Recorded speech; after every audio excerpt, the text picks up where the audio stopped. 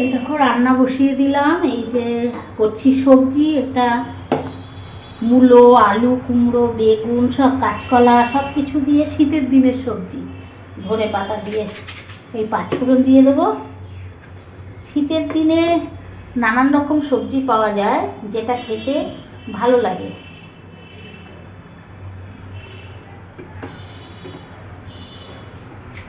এই যে পাঁচফোড়ন দিয়ে দিচ্ছি। এই দেখো সবজি বসিয়ে দিলাম, বসাবো।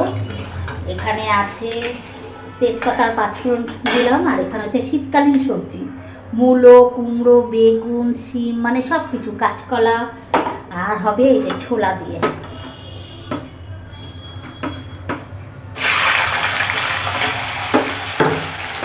দেখে ভালো খাও এরকম সবজি, শীতকালে এরকম সবজি খেতে দারুণ লাগে। এক এক